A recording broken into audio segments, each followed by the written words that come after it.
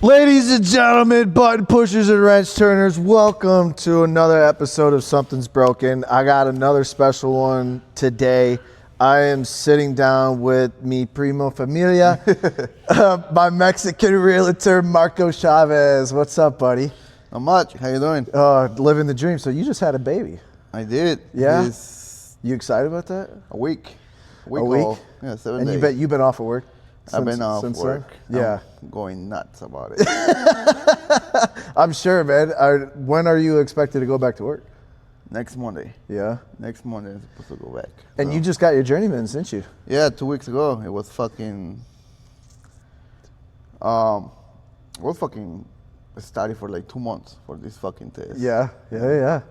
But flying colors passed, no issues? They don't What? give you, they don't give you like a grade. They Yeah. tell you pass or you fail. It took me 7 hours for that motherfucker.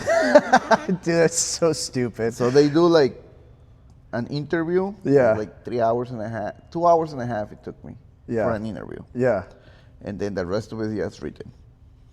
So it's everything that you learn. That would through drive the- me insane, dude. Sitting there for 7 hours just racking your fucking brain on a Then they keep asking you like, what else? I think it was easier getting my citizenship than going through this shit. That's funny. So just to go back a little bit, you and we met in high school. Yeah, back in high school. Yeah, and I will say, like, your accent back then was so heavy, like 9 times out of 10, I couldn't understand what the fuck you were saying to me anyways. Like, even like, you knew English. Your English was good, but you had that heavy Mexican accent, dude. And a lot of the times I was just like, I'm still do. I don't think my accent is gonna go anywhere.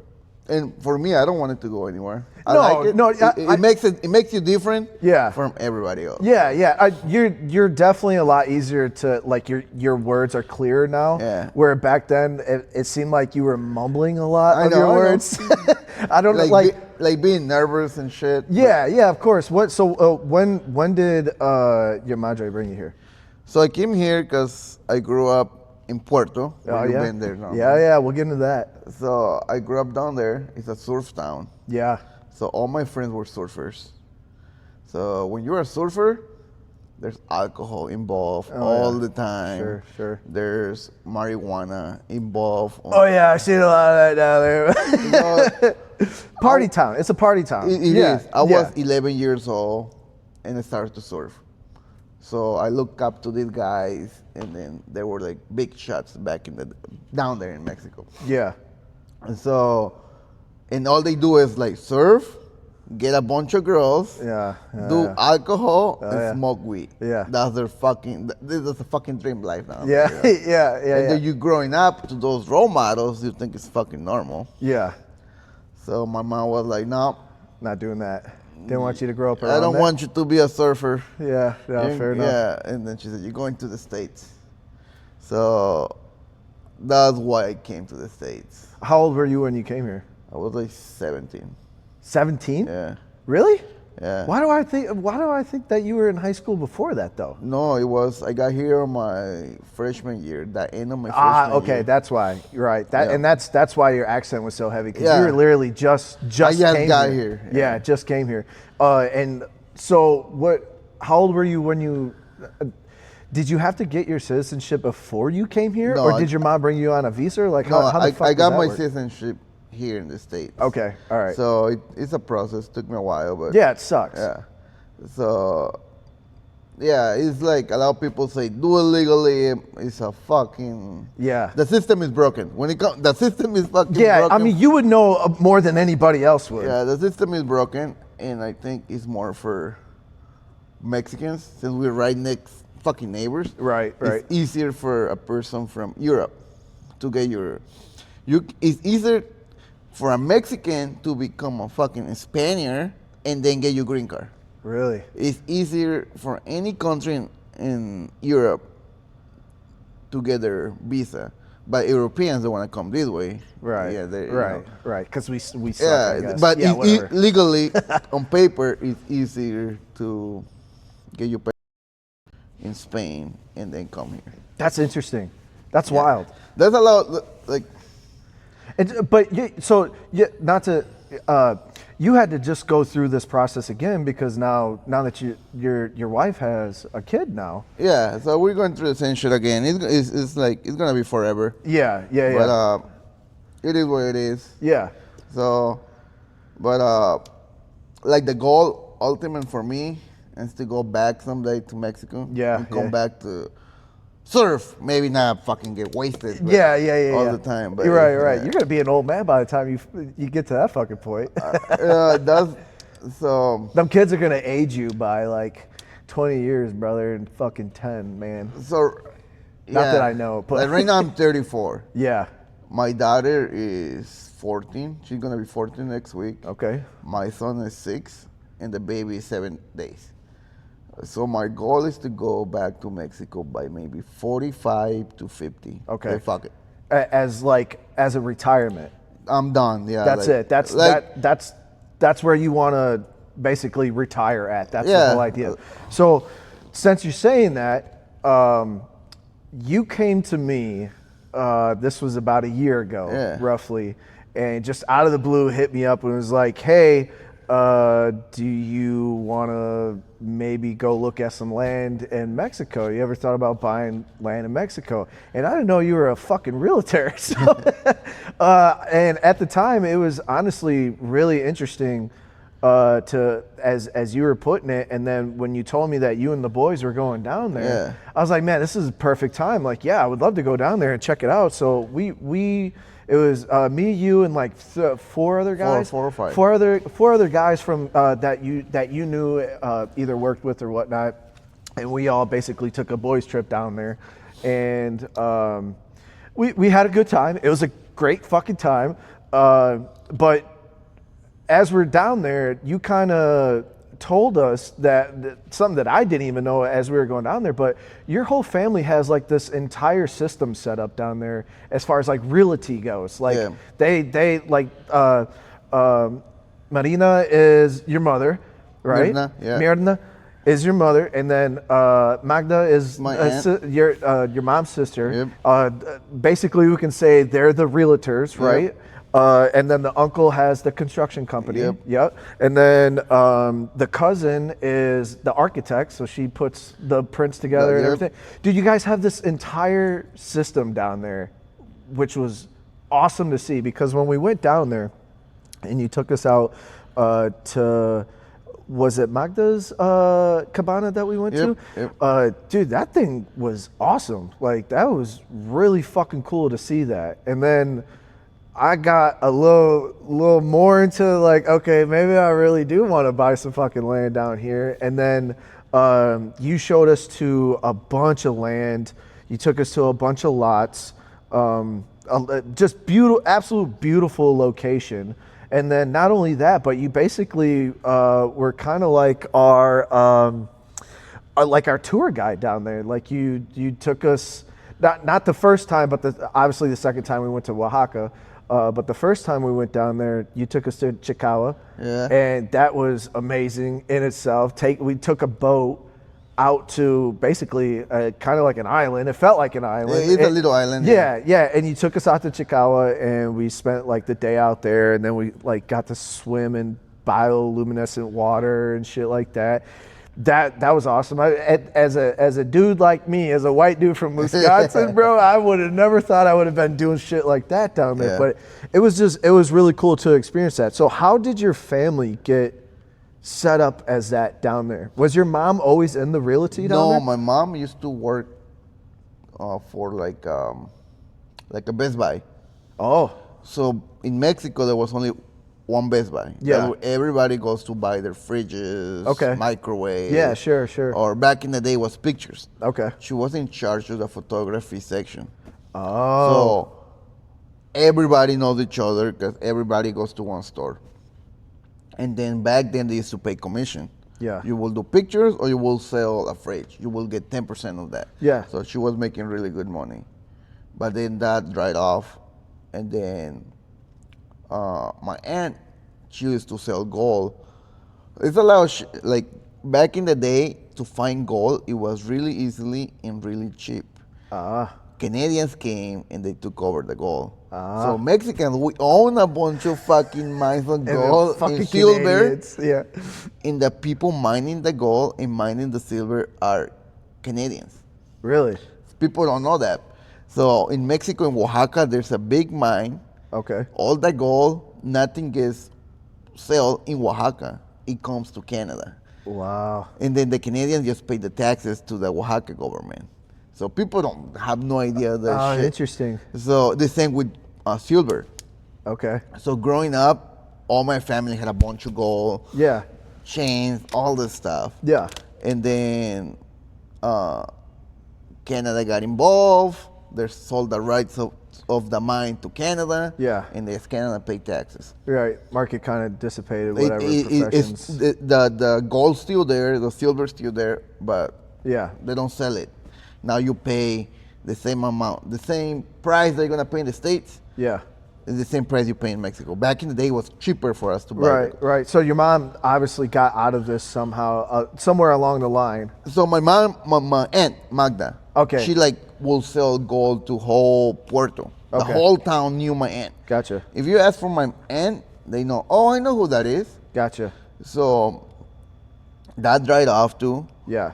And then they were like, somebody called my mom or my aunt. I'm looking for land. And so my aunt and my mom were, let's go look for some land. Okay. So they made a family, a big name down there. And we're like, hey, you have any land for sale? And then he was like, yeah, I will give you 10% of commission or whatever you sell. So if you think about it, if you sell a lot, that is... Oh yeah, 10% adds up. It's a lot compared to the States. Right. Because the States, you only get 6%. Okay. And then for the 6%, you got to pay the company that you're working for maybe another 2%. So you're actually only taking 4%. Yeah. In Mexico, you take the 10% right to your pocket. Cash. Okay. They pay you cash. They don't go right. to like fucking taxes and all the bullshit paperwork. We like to avoid those. Yeah. So my mom and my aunt were like, this is where it's at. Yeah. They're gonna pay me 10%. Yeah. To sell land. Okay.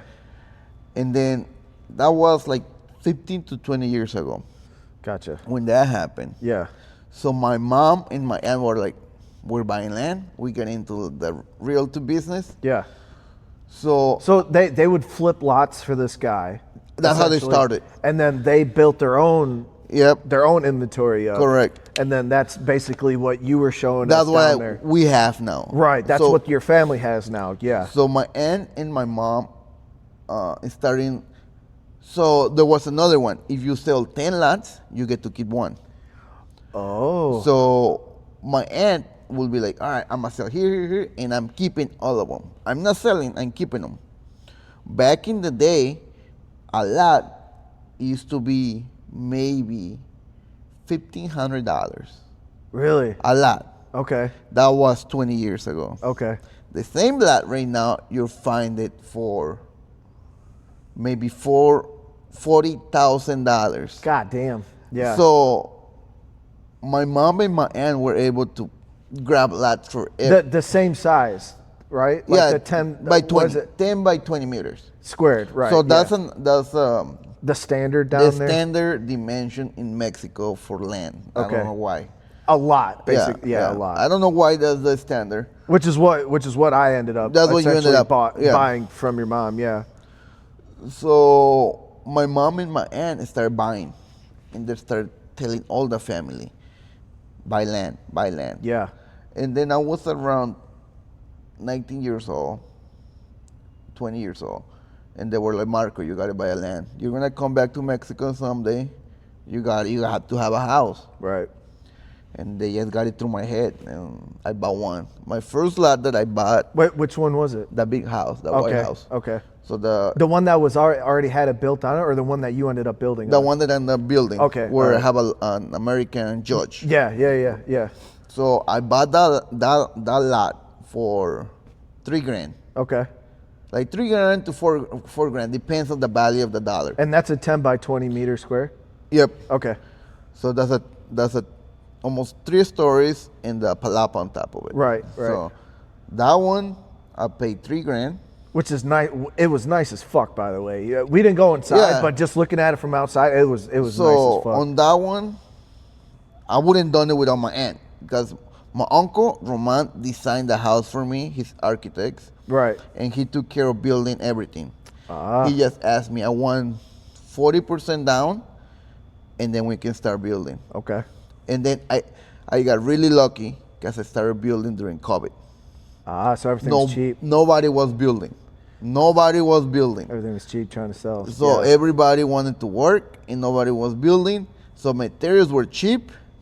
The dollar value was 25 pesos for $1. Woo. So right now it's like 17 pesos for $1. Yeah, and how much was it when we went? The first time we went, it was like 22 or something, wasn't there? Something it was around 20, in the high 20s. Okay. So right now it's 17. So it's fucking, that dollar lost a lot of value. Yeah. And like, that's why I started, and then during COVID, I took that money out. I put down like 40% down. And at the same time, here in the States, I had on my 401k, I had, I don't know, 150 grand on my 401k. Yeah. Fucking COVID hit, 40 grand gone. And I was, what the fuck? It took me, I don't know, 3-4 years to save that money and then fucking gone. And that's what kind of got me like, fuck, I should have bought more land. Yeah. Instead of putting in my fucking 401k. And then, so I spent 3 grand for that lot. Let's make it 3 grand. Yeah. And then I started sending money to build a house. Maybe I spent 100 grand on that house. Okay. Nice fucking house. So maybe it's nice. So it has a fucking nice. When I bought it, I had no neighbors. Right. So when I bought it, it was like where you buy your land. Right. There was no neighbors. The older Mexican was like, he came, grabbed me. He was, son, where do you wanna build your house? And I was like, here. All right, I'll mark it for you. Check my hand. This is yours. Okay. Start paying me when you come back to the States. So I started building it, finished the house. Now, my neighbors, if I'm looking this way, are French, Italians, and Hawaiians, and they all build beautiful houses, and if not bigger than my house. Yeah, so essentially that's almost like the same effect that like developments have here. I can only imagine that if at any point in time in the future that you want to sell that probably just either tripled the value of that because of everything that's built there, or is it opposite in Mexico like that? No, it's going up. It's like right now, if I wanted to sell it, I will sell it for maybe 4 times more what I put in. So if I put in $1, I can sell it for $4 or $5. Right. And then they already offer me money for me to sell it. But I told them, no.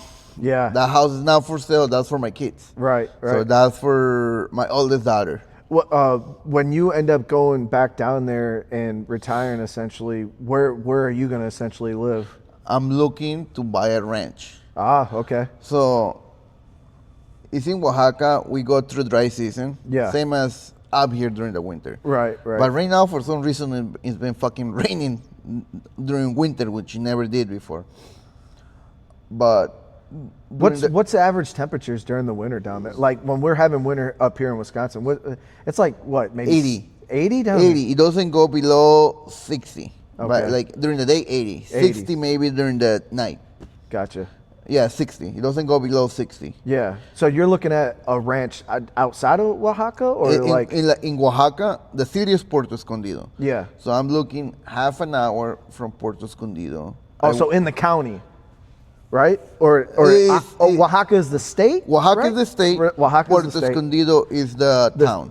Gotcha. So I'm looking to buy land somewhere in Puerto Escondido, maybe half an hour from it, next to a river. Yeah. Or somewhere where I can get water right away when I have a well. Gotcha. Where I don't have to dig a lot. It's going to be just right there. Right. Which you can find that anywhere. I'm assuming you got your mom on it. I already told my aunt and my mom. If you see anything, I don't care if I don't see the ocean for this one. Yeah. I just want to have papaya trees, watermelons, mangoes, pineapples. Fuck yeah. In my ranch. I want a ranch. So that's my goal. Yeah. And was it the first time or no, it was the second time we went down there. Like mango season was like the heart. Like it was right now mango season is starting. Dude, those mangoes were so fucking good, man. Like I don't know how many times I must have told you to pull over 2 or 3 times. Yeah, they have them to stop and grab mangoes, dude. They're so good. I think not even 50 cents to a quarter compared to here. Yeah, whatever the peso equivalent was. I doubt. Yeah, and it was like the mangoes down there are nothing like we get here in the States. They're nothing like it, dude. They're unbelievable down there. And I'm a mango slut. Like I love mangoes, and going down there and eating those mangoes during like the harvest season, dude. I mean, it was just completely different than what the bullshit we get up here. Yeah, it was so good. They cut them too early. They bring them here and they never mature. Right. So they always, I don't know. I don't like them here. Dude, it was completely different. I mean, honestly, that's one of the things I think about all the time from fucking going down there. I'm actually kind of bummed that I'm not going with you guys this time, but I mean, business is so fucking busy. So going into that, your business, do you want to talk about Panela a little bit? We can talk about Panela. So just talk a little bit about the origin and the ties that Panela has with Puerto and Oaxaca down there. So most people, you meet people and you ask them, where's your coffee from? Yeah. They will tell you Dunkin' Donuts, Starbucks. Or you go to the coffee shop. Yeah. You go to the coffee shop downtown Beloit. Yeah. Ask them where the coffee is from. How was it roasted? What was the altitude? They're fucking clueless. People, and then you go to the gas station. Yeah. And then you get the coffee. Disgusting. Most people they have never tried a good coffee. Yeah. Because the gas station coffee is trash coffee. Yeah. It's like what's left over of the coffee that they sell. Yeah. The good shit goes to Starbucks. Yeah. And even then, Starbucks to me, because the water that they use Starbucks is the thing. They control Starbucks and PepsiCo. And any big companies control the price of the beans. They go and buy it to like Mexico. Yeah. For a kilogram of coffee, you can buy it, which is just 2 pounds. For me, I can buy it for around $14 a kilogram, 2 pounds. Okay. And I buy it from the small farmers. Right. For family that pick their own coffee. Right. Are you getting it like direct from a source? You're getting it direct from a source out of Puerto or Oaxaca? From Puerto. From Puerto. So, okay. Was it the guy's shop that you took us to? Yeah. Okay. Eddie. So Eddie buys it from the farmers. Yeah. And then how it works, you go. So coffee, they usually get in during the winter. Okay. That's when they pick That's harvest time. Okay. Harvest is during the winter down there. Okay. So people don't know when they say that your coffee is fresh, you drinking coffee maybe for the year before or 2 years ago coffee. So that's what people don't know. Yeah. So they picked all the coffee by hand. Yeah. There's no machines, so it's by hand. It's organic, the coffee that I get. And these small farmers save their coffee through the year, and they start selling it like every 2 weeks. They go to the market, sell a little bit. That's how they make it. Right. That's how they maintain their money coming in. Money throughout the year. Right. Right. That's their savings. Yeah. So Starbucks goes to Mexico. Yeah. And then he goes like, all right, I'm gonna buy all the town's coffee, which could be 20 farmers, 20 more ranchers down there. Okay. But I'm gonna pay you. I'm paying, like I said, $14 for a kilogram. Yeah. I'm gonna pay you $3 a kilogram, but I'm gonna buy all of it. If you don't sell it, I guarantee you will not be able to sell it because I already bought everything, everybody else.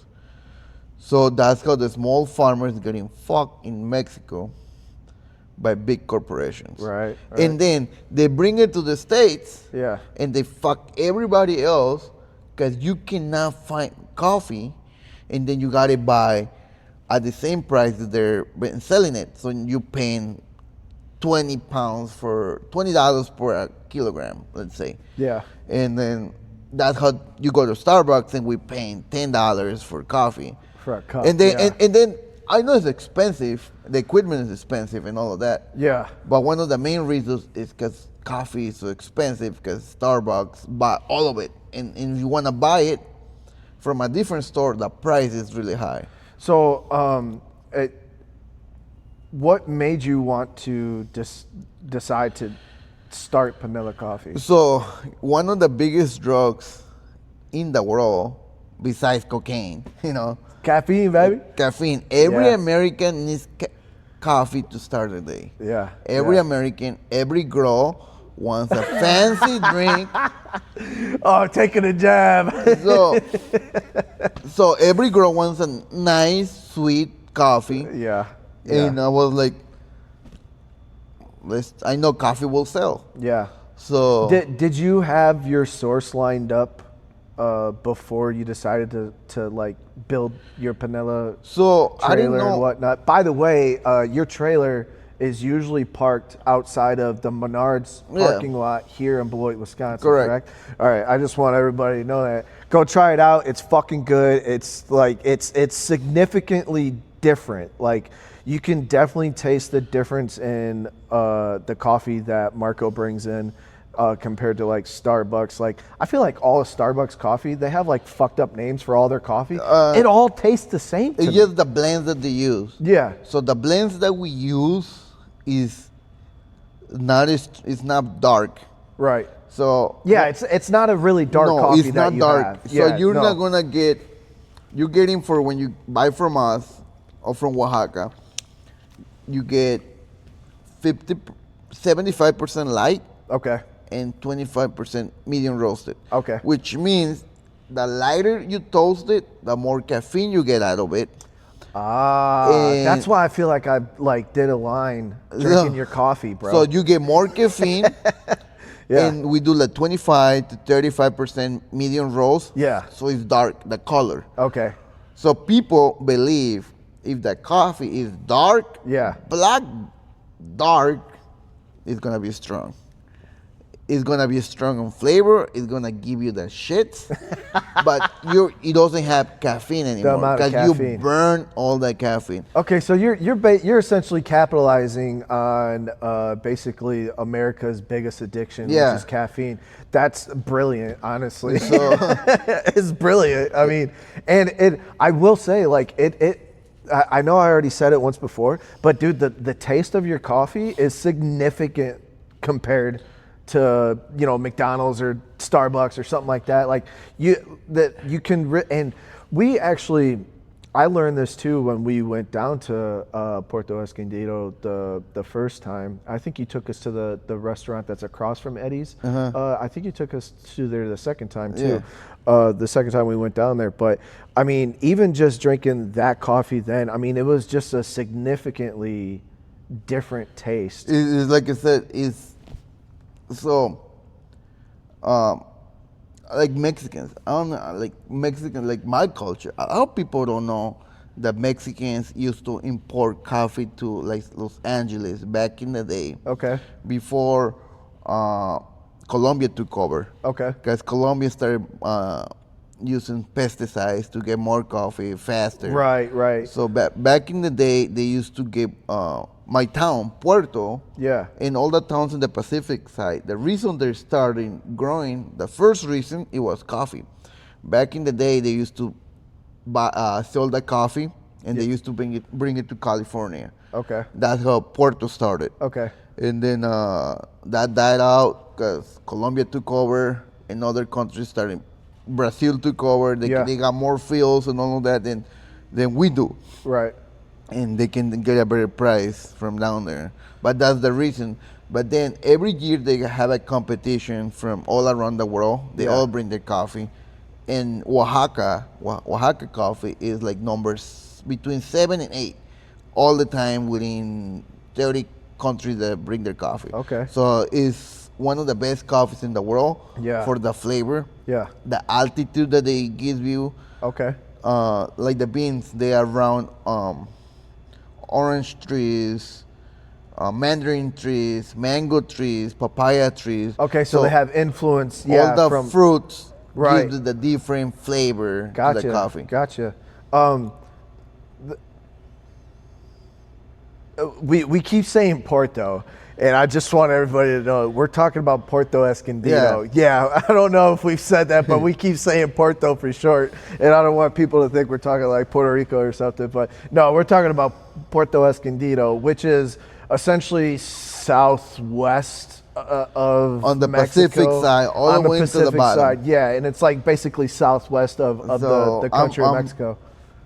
I'm all the way in the south, where you find the more native people in Mexico. Yeah. All of them are brown like me. Yeah. Short like me. But deep brown though. It's not a light brown where you see some people that I noticed in Puerto Escondido the shortness. Yeah, a lot of people are extremely short. And they have the dark complexion brown, obviously because of the sun or something, whatever. But I think what was really cool about not just you showing us the land in Chicago and whatnot, but the second time we went down there, you took us to Oaxaca, which is about, what, a 2-hour drive? 2-hour drive. And it's honestly a very pretty drive. I mean, we drove through the mountains and everything. Like, the construction was absolutely fucking insane, but the mountains were unbelievable. They were beautiful, which is kind of nice about where I bought my lot. My lot looks to the north. Mm-hmm. You have mountains. Yep. And then to the south, you can say. kind of like the southwest is the ocean. So it was honestly kind of like a no-brainer to buy the lot. But in Oaxaca, you took us to the sky temples. Yep. To one of the sky temples there, and I've never been to a sky temple before. I've been in mountains before, but I've never been to anything like that before. How did you know about that, and what was the first time that you actually experienced that yourself? So my grandparents, they're natives, like as native as it gets. Yeah. Their first language is not Spanish. Okay. Is Zapotec. So growing up, I will hear my grandma will be like talking to me in Zapotec, and I was like, whoa. Is it like a dirty language? Like it's just different. You don't write it. There's no way to write the language. Oh. The first people that actually started like making calendars and start to write the language. Yeah. It was Americans. Americans went to the town and started taking to my grandma's town. So they made a book or the Zapotec language of this area. Okay. So gotcha. Because there's 2 or 3 different Zapotecs in Oaxaca. Right. So that's how Americans came there. So, and then growing up, I was like, what's Zapotec, And then you start doing your own research, and that's what big culture back in, the Aztecs. Aztec is the main culture in Mexico. Right.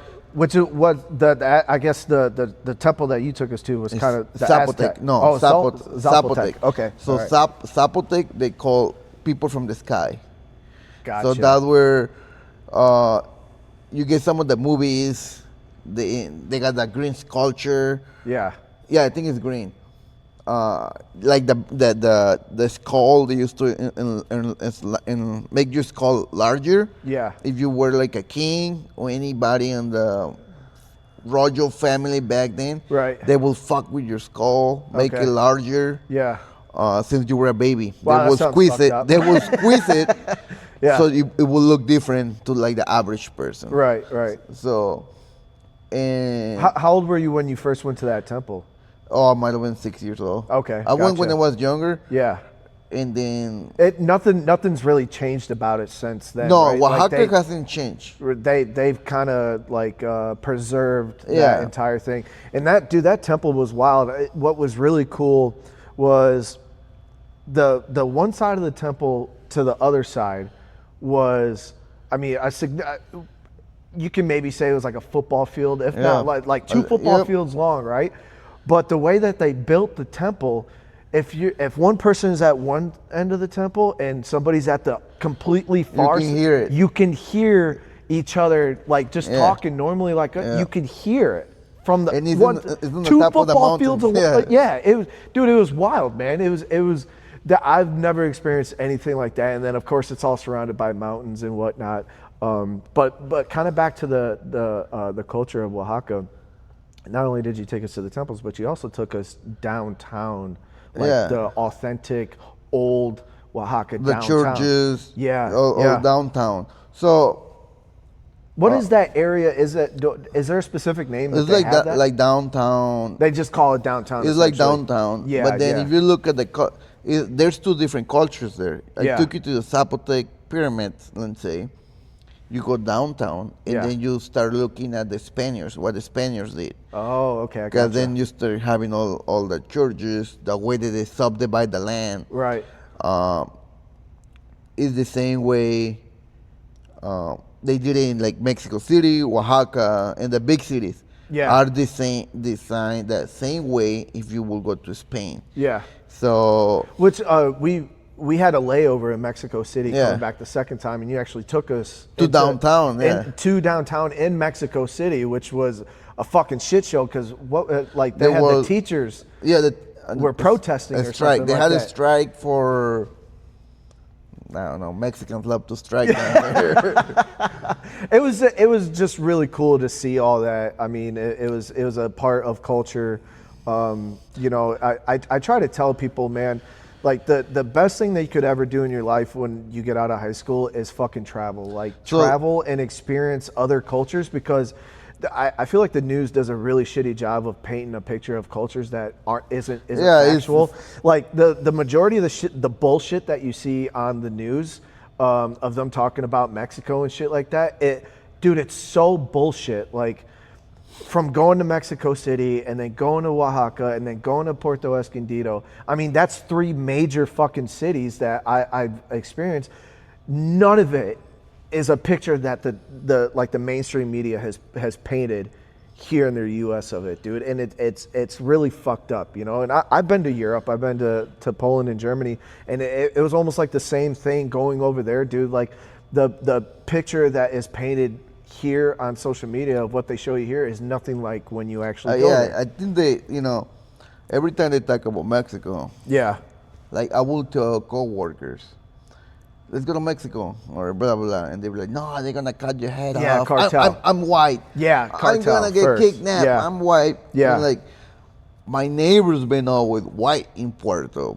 I grew up with like non-Americans, a lot of people from Europe. You seen that? All that girls that were walking around. There was tons of, dude, it was like a big mixing bowl in Porto. It wasn't just like, it wasn't every corner you walked around, it was just Mexicans. Like there was just like, there's all kinds of people there, dude. There was literally all kinds of fucking people there. All different cultures.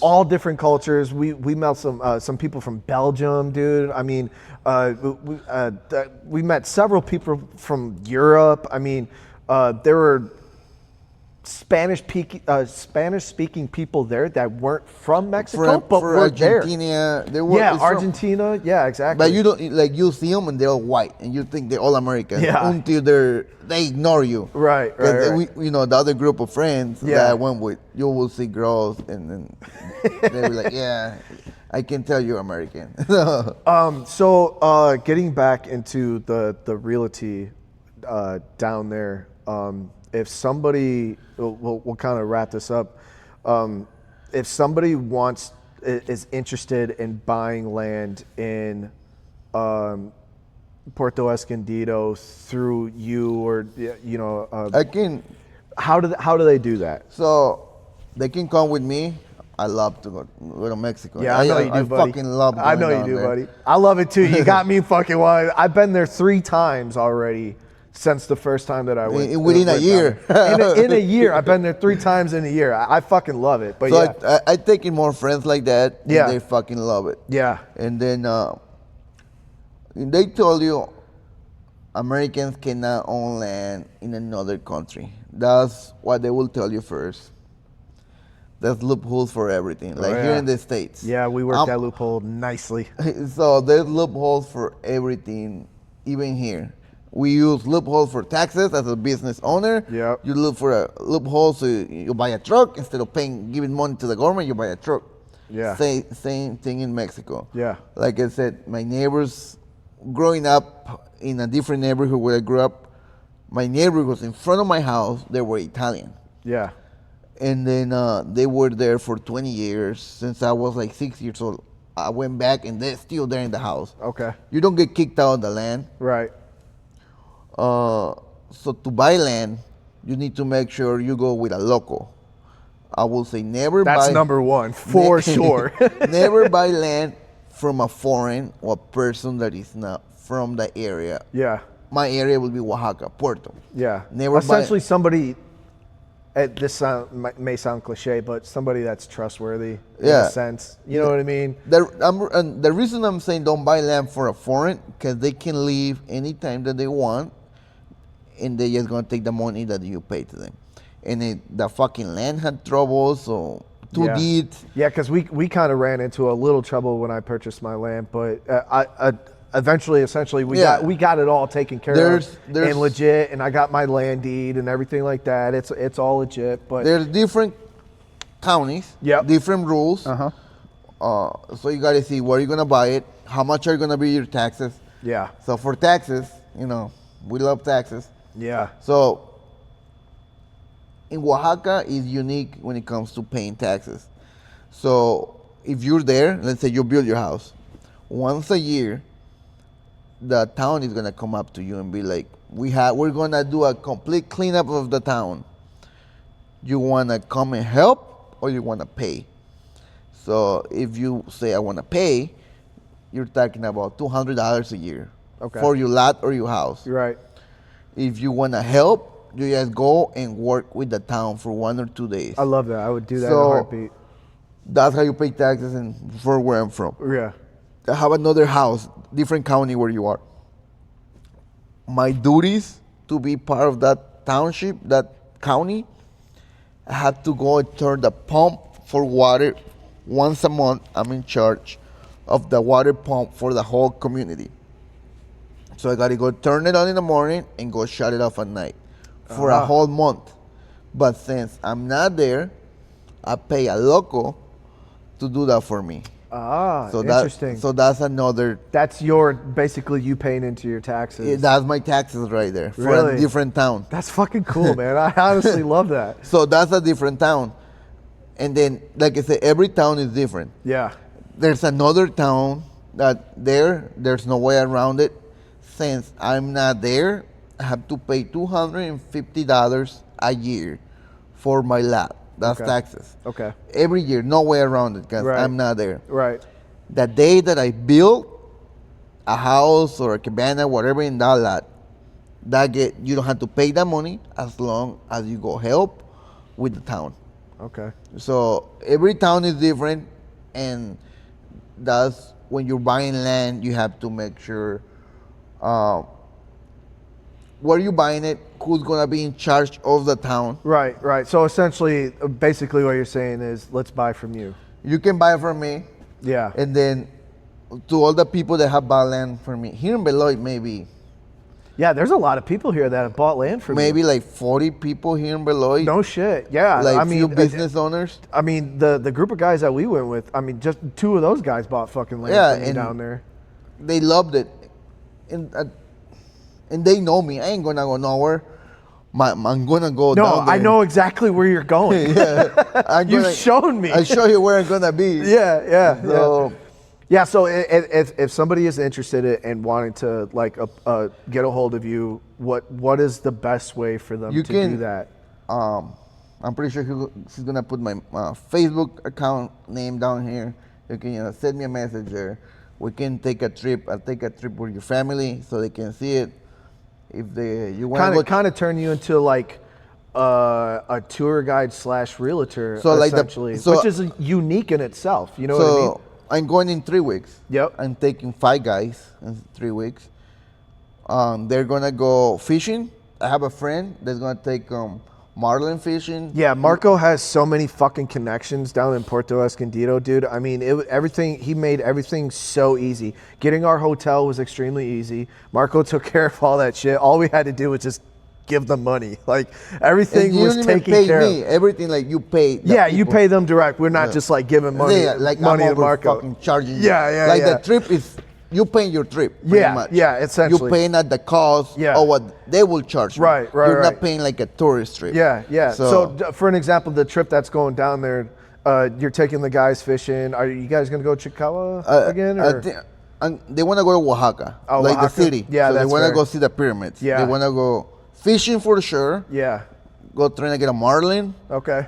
And, after you get your marlin or your tuna, you get to I have a restaurant where you can take it and they cook it for us. Yeah. And then the next day we can go to Chicagua, which is an island. Okay. And then the next day we're gonna go to Oaxaca City. Yeah. Where they can go see the pyramids. Yeah.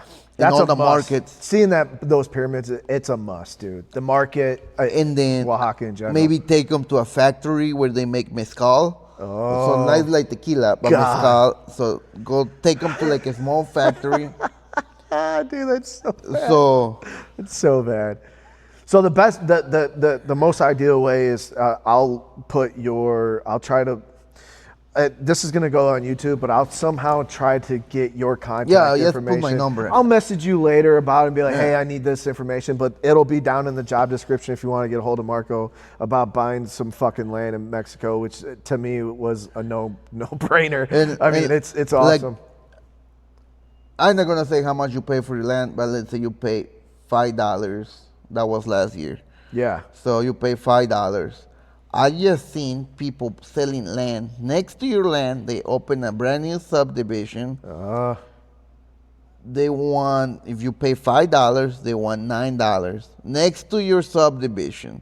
I'm not selling mine. And that was within 1 year. Yeah. That's how bad it's fucking growing. Because a lot of people are moving down there to retirement. Yeah, I mean, it's a lot of people, I guess what I found out was retirement or even just getting your dollar into Mexico.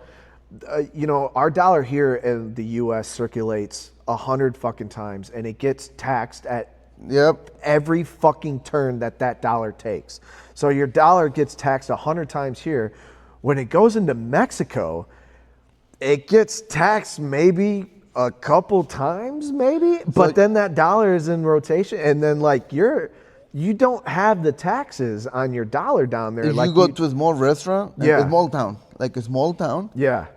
I took $500 down there, dude, and lived like a fucking king. Like, it was great. Because you paying to the people. Right. You're like, the government doesn't tax us on everything down there yet. It will happen in maybe 30, 40 years from now. Right. But right now, when you go buy anything, you paying for the value of a mango. Yeah. A quarter. You paying for... There's no tax on you that. go eat, you paying when you buy locally. Yeah. You paying for the meal. So our meal, tacos. You can go eat a family of 4. You can go to a Mexican restaurant down there. Yeah. Which $20. So goddamn good. $20 for 4 people. Yeah. With your drink and your meal. Yeah. You go here, you're paying 120, Oh, 130. easily. And like what, 5% sales tax on top of it. Then you got like another sales tax on top of it. I mean, it's ridiculous. And I will say the food down there is very specific because it is a surfing town. So like fish, marlin, mahi, like it's big in that area. That Morisco, bro, that you got me down, the big thing. dude, that thing was so fucking good. Like it was so like, we'll kind of end it on this last experience that we had down there. But so the group of you took us to go look at lots, and then the other group of guys, they went out tuna fishing, and they caught some fucking tuna. They actually hammered the tuna, and they brought them back, fresh tuna. And the union, it's a fishing union. The union butcher, the woman, basically butchers whatever fish that you bring in, and the payment is you pay her in fish, essentially, right? You give her a fish. You could give her a tip as well too, like a $1 tip, which was really fucking cool. But what was really cool after that is Marco worked his magic and made some phone calls and found like this family through your through my aunt. So your aunt, I mean, it was 9 o'clock at night. I mean, it was a bunch of fucking like drunk dudes, like not me, but the other guys that we were with. And Marco like worked his magic, and we found this family, and they literally cut all the fucking tuna up, and they made ceviche, tuna ceviche. In like. They fried the tuna ceviche, and then they made something else out of it. What is it called? I can't remember. You don't find it's sushimi. Sushimi, like dude, Mexican sushimi. It was, I mean, unfucking believable, dude. Really, like I still think good. about it to this day. Like that was probably one of the greatest experiences I've ever had in my life, and not only because of how good the fucking tuna was, but just for the simple fact, like, again, it's 9-10 o'clock at night. Your aunt has no idea who the fuck we are. I look like I just got out of prison, right? But, dude, like they didn't even ask questions. Like they brought us over to their house, welcomed us into their house, us and like 5 white guys from basically Wisconsin with Marco, cooked us like all this fish, and then didn't even expect any money. They didn't from want us. no money. They didn't want nothing from us. They were I had happy. to force them to take the money. Like I grabbed money from all the guys. I was like, dude, we gotta give these guys money. I mean, like, we just showed up unannounced 9 o'clock at night, and they just cooked us like a 5-star fucking meal out of fresh tuna that y'all just caught. Yeah, we're gonna give them money. I think they were really happy. Like they were gonna be able to keep the rest of the fish. Oh too, yeah, absolutely. Because tuna is really expensive. Oh yeah, so I'd imagine. A tuna is like $100, but it's a fucking big fucking. Oh tuna. yeah, dude. It was just so fucking cool, man. How nice those people were, man. Like they did not have to do any of that. Fuck, you want to bring who over? Fuck no. I mean, that's like something you expect here in the U.S. Yeah. Like, no, I'm busy. I'm going to bed. I'm in bed. No, man. Like, it was really fucking cool to experience that. Like, just like the nice heart of people that you don't see typically, because the news, the fucking news. The news just like they just, yeah, man. Like I said, if you guys get an opportunity to travel, I mean, fucking do it, because there's so much out there, and like the world is not as bad as what you see on social media or on the news or anything like that. It's really not. The world is a fucking amazing place, man. And I'm very fortunate. I know you're very fortunate as well too. We're both extremely grateful to have the ability to travel and experience all this shit, man.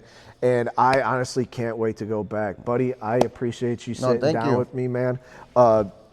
You might have to put fucking subtitles every time I talk. Yeah, man, that accent's pretty deep there, brother. Yeah. No, look, if they can't understand it, they don't need to watch it. No, I appreciate you, buddy. Yeah.